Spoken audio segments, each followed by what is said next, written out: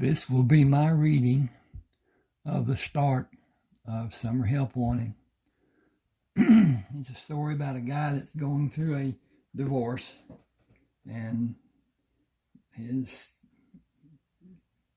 doing what he did. At any rate, the sign hanging in the Quick Mart window glared at Eric, mocking his plight. A few months earlier, it would have been the answer to a prayer. Now a solution was at hand, and it was simply too late. He could take the part-time job and have the needed extra money, but the damage of ends not meeting financially had mapped out his final destination of the marriage. Kay took comfort in the arms of another, and he could see the handwriting on the wall. Go your own way. Goodbye and good riddance. Pulling the screen door open, he pushed the main door opening into the store. Hey, Martha. He indicated the sign in the window. Who needs extra help? Well, you know, Ray Briggs died and left his farm to his favorite niece. She was in today and put the sign in the window.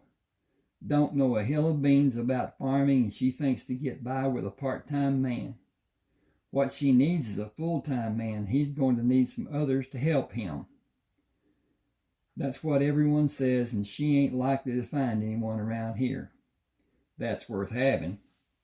He's going to have to do it all. All she's likely to get is a bunch of no-count Mexicans. She don't even know what tractors Ray had, much less how to start one or change implements. That ain't all. She's coming up to farrowing time and don't know which one is a boar and which one is a sow. On top of that, the cows are all due to drop. Ray liked to have his calves in the spring. Said they did better with a good start and good weather, rather than the cold of winter. She ain't got no business being here. She's a city girl and lost as a goose. She took a deep breath.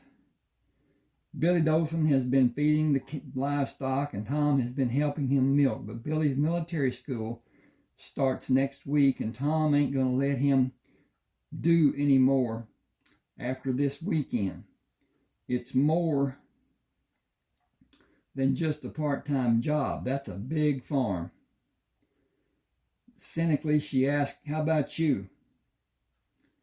Are you interested? I've got to do something here. Heard things weren't going real good with you. Trumbull was a small town, and what people did not know, the local gossips made up with half-truth, conjecture, and innuendo. Eric ignored Martha's remark.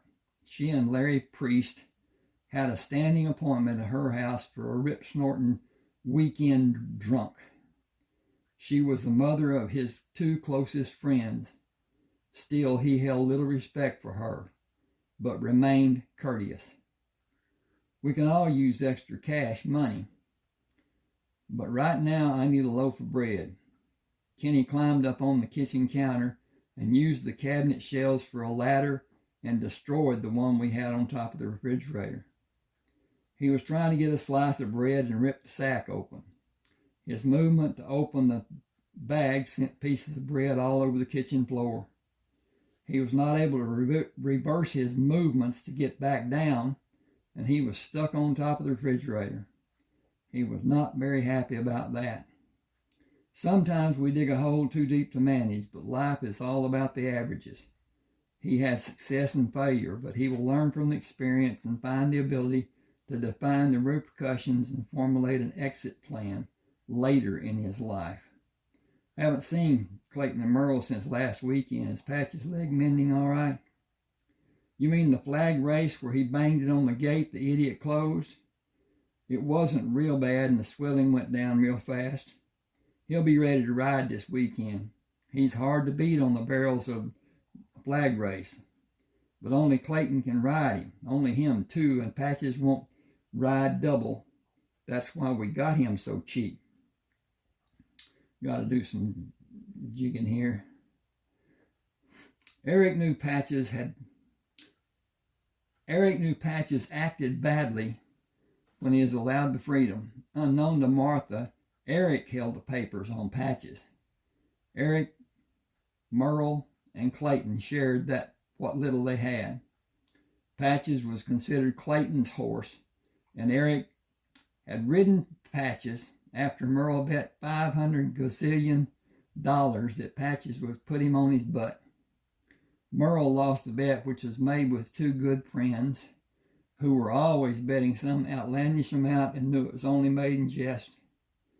Eric rode Patches to keep the steer running straight, or Hayes, when Clayton or Merle bulldogged on Eric's horse. Clayton Hayes for Eric, and Merle when they bulldogged using Eric's horse.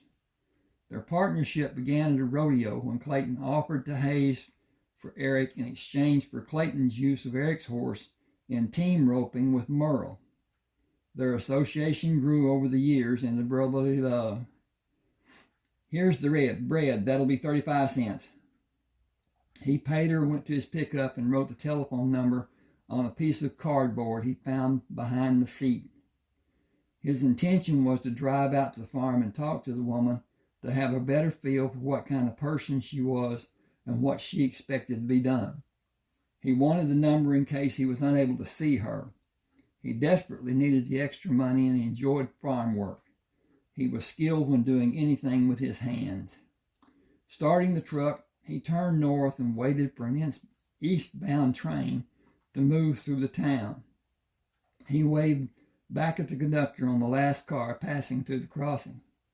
The train whistles were a regular occurrence, and it had been many months after they moved to Tramble before he came to the point of tuning the blast out and sleeping soundly. Eric recognized all the train crews, having met them through Kay's Uncle Earl. I got to do a dig, who was retired from the railroad and lived in Willoughby, where the train terminal and roundhouse were located, and where Eric worked as a mechanic apprentice behind the Oberfelt Ranch and Home Store. Colonel Oberfelt, a self-imposed title, built the ranch and home stores, which were in many cities across the state, and subsequently built the Oberfelt Clutch Factory in Willoughby after acquiring the patent for the clutch.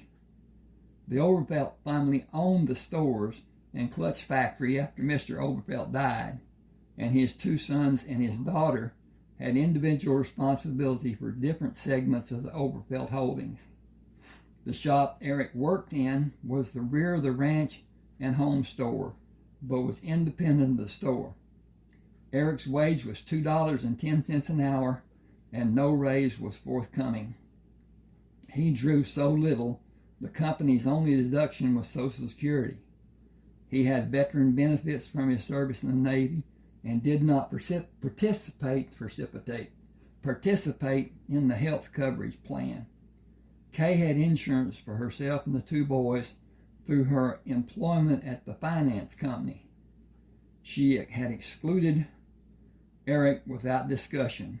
It was only a single act of the many unforgotten slights which were leading to the final episode in the fiasco of their marriage. Kay met him as he opened the front door, grasped the tied end of the bread sack in her hand, jerked it from his hand, and turned away from him without speaking. Silently he turned and slowly walked back to the truck. His life was in shambles, and gotta do this again. Hang with me here. Give me just a second. Gotta flip this down. Okay. His life was in shambles, and the end of his marriage would be the catalyst to bring complete destruction to the life that had been. He held no illusion that he could financially survive the impending divorce.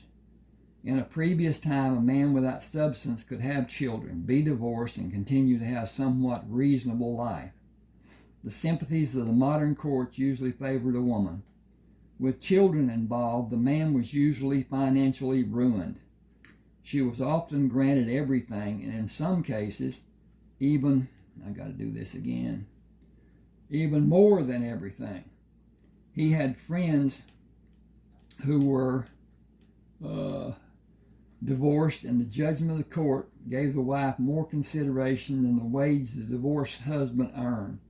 Some took out loans they were unable to repay, leading to bankruptcy and further court costs, which they became farther behind in payments to the ex-wife. Eric felt the result of the divorce would be a financial loss he could never overcome.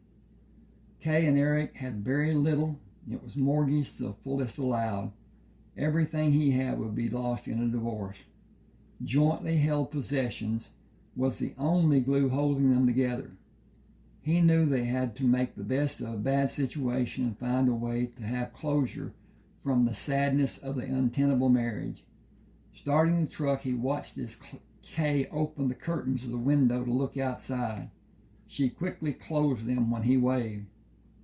Deep sadness had torn at him for a period that seemed to existed throughout his recollection. Tears had never been shed, and he felt a release would never happen. His marriage had died, but there was no body to lay in the ground and cover. There was no finality, no ending. Kay would have a divorce and take the children. Her part would be played out, finished without caring. He would become a stranger to the boys. He lost all purpose in his life. Now his only function was to make money and support those people who would soon leave him and begin a life that excluded him. A glimmer of hope came with a chance of the part-time work to offset the mountain of financial obligations. He moved the truck down the gravel street, then turned east to the highway and the blacktop road leading out to the farm. After the relative comfort of the asphalt, the dirt road leading up to the house was a jostling ride. Okay. All right. I got time to read this on till he meets her. She stood on the porch in the dim light of evening when he walked around the corner of the house. Nice night for a ride. I am so sorry the lane was so bumpy. The milk trucks are making it worse every day. They make a terrible racket coming and going. There is a blade. I jumped that dude. Hang just with me a second. Okay. There's a blade that can be pulled to smooth it out, but I have no expertise with machinery. Hi, I'm Cheryl. She extended her hand as he made his way up the 5 steps to the porch, pulling him gently toward her when he took the final step. Got a junky day this up again. If I can find how to do that. Here we go, right down here. Bing, bing, bing, bing, bing. I hope you're bringing good news, as all else has been one bad load after another since I got here. She swung him around to bring him into the light when they began moving toward the open door. As she moved, light from the front room fell across the face of one of the most beautiful women Eric had ever seen. Blonde hair was exquisitely drawn into a bun that covered the back of her head. Eyes as blue as the pale afternoon sky, with only a shadow of cosmetic highlighting were their companion lashes. He thought her nose was the most distinguishing feature of his face. It turned up slightly, and her nostrils gently flared, then rounded perfectly. Her jaw was oddly shaped and square, but the oddity only enhanced her beauty. Full lipped smile showing perfect teeth. Did I say something wrong? You look so shocked. Sorry, I expected a different kind of person than you to be here. Different in what way? He stammered, well, more dressed up, more cityfied. Cityfied seems to be an expression people around here use very often. People are not often seen around here that cityfied would describe. I imagine Martha at the store would have been the first you heard it from. He realized he was still holding her hand and was not inclined to relinquish the comfort of its strength and softness. She did not withdraw. You came to offer your help, and I accept. I want to keep the farm at least a year. Would you like to come inside with me? Got a dink on this thing. I prepared tea. We can get glasses and sit out here in the swing. I'm truly sorry, but I have nothing to add to the tea to make it more enjoyable. He did not move, but continued to revel in her beauty, prolonging the moment with further conversation. My name is Eric Traburn. I did come to talk to you about part-time work after my day job and on weekends. Considering everything involved, you should be aware of the magnitude of the labor that is needed and the necessary time involved. You are about to have a whole passel of pigs in a short time interval. 27 sows will bring as many as 300 or as little as 200 pigs. Either count is a lot of pigs for one person to attempt to manage, if he is alone. The babies need to be protected. The sow will flop on them when she lays down, and her weight will crush them. Whole litters have been lost without crates being used. He paused, wondering if more than she might digest. Then you must break off the prominent teeth of each piglet, or the sow's tits will be severely damaged, and the little shits will use them against the other litter mates if they are not removed. Removing the teeth can only be done in a fashion that requires expertise of knowing where the break is done to not hurt the pig. He looked at her to be certain she was not squeamish about doing what was needed. The tails need to be cut off so the other piglets can't chew on them and maybe cause infection. The navels must be dipped in a solution to prevent infection. He paused and then continued when her expression did not change. Then the calves are about to start dropping. It is an involved process if all goes. It is an involved process if all does not go well. All the fields have been plowed and only need to be disked and harrowed before planting. If we are planting soybeans, I would assume we will drill rather than plant. I gotta dig. There is a flock of painting that needs to be done, and I only have so much time to give. Fences are a constant battle to keep mending. Counting the beef and the dairy cows, there are over 250 head of mature cows on this place, and 2 other pieces of ground located across the road. As she leaned closer to him, he held his breath, afraid she's going to discover something about him, which would be a reason or just a feeling sufficient to cause her to mistrust him and not wanting work on the farm. You seem to know quite a bit about the farm. I've helped Ray. We were friends. He was one of only a few people that I could feel secure enough to talk with, to tell my fears, my hopes, my desires, even my hurts. We shared a lot. It's a small town. He stiffened and his grip on her hand tightened slightly. A look of anguish clouded his expression. It's a small town and everyone knows everyone's business. Or they think they know. You will learn sooner or later that I'm married, but it's in name only and it's near a divorce.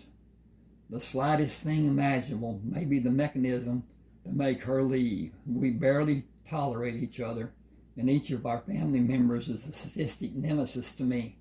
They poison her mind and my children's. There are 2 boys. Kenny is the oldest. He will be 3 in 2 months. He came back from a visit to her mother's house 3 weeks ago and told me I would not be his daddy anymore. He said his aunt and uncle had told him I would not be. Okay, there's a plot, and it grows and grows and grows and grows. And I hope you enjoyed that. This book can be found on Smashwords, smashwords.com. Click on smashwords.com, go there. It will ask you to become a member, give your name, email address, and then when you purchase, you'll have a page that is your Smashwords page. Your personal Smashwords page. each book that you purchase goes to your email for your use on whatever device you have, and a copy goes into your personal library on your Smashwords page. It will be there until Smashwords is gone or you're gone. Excuse me. Got a frog in my throat. Not a big one, just a squeaker. At any rate, this is getting long. I've enjoyed it. I enjoyed writing this story because it's partially autobiographical. She and I were together somewhat off and on 2 years. And she was exquisite. She was gorgeous. She was erotic and psychotic. Not really. She was cruel. She wanted things her way and would not tolerate anything less. And anybody that she thought wronged her, she would go after with a vengeance. And we were at New Year's Eve dances twice, and each of them ended badly. That's all I'm going to say about that. I'm going to be like Forrest Gump. That's all I'm going to say about that. Hope you enjoyed this. Check me out. I've got 30 ebooks on Smashwords. Some of them are continuations of the original, such as Lovers, Lies, and Lilies, Part 1, Part 2, and Emily's Story. Buzzard Shields, which I love, is actually, it's 972 pages, 790, whatever, 972 pages. Because I divided into thirds. Buzzard Shields South, Buzzard Shields America, then Buzzard Shields North. He grew up in Lubbock, Texas, or grew to somewhat of maturity in Lubbock, Texas. His dad died, and he joined the Army at a young age, which he lied about, and became supervisor of a group of men, mostly were in his company when he joined, and they were building new barracks at an Army base. And pollen, and this stuff is just killing me. He was an expert at building and other things that his dad had taught him. And it chronicles his life, and it's that he finishes his a 1 year stint, and the people that he had under him were able to take over for him to some degree, and they asked him to supervise geographical survey of New Mexico, Arizona, Utah, and Colorado. Mostly Indian reservations. They were mapping out the boundaries and stopping some of the squabbles that were going on, because some of those reservations were bordering each other, and they were not friendly toward each other. At any rate, he finishes and befriends some of the Indians, and talks about an old building that was sitting on the border somewhat. And I'm having a time. He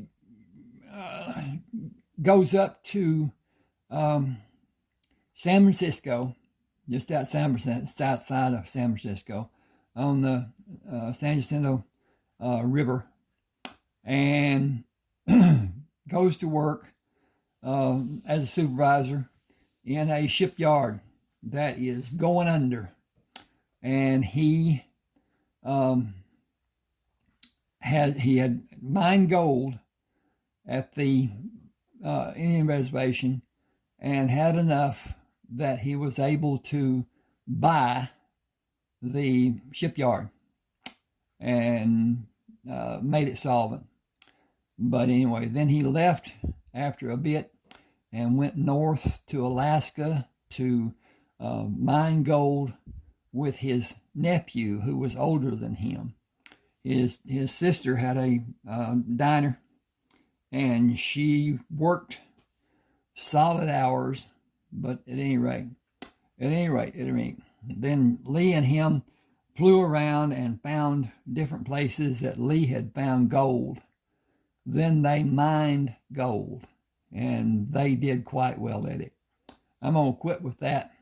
30 books on Smashwords, and holler at me. See what you might like to read that might be different than what I've got published, and I will try to find authors that have what you might want. At any rate, subscribe to my channel. Hit that like button. It helps my channel to grow, helps me. And comment if you like. Would appreciate it, because YouTube really likes those three things: subscriptions, comments, and likes. Thank you for your time.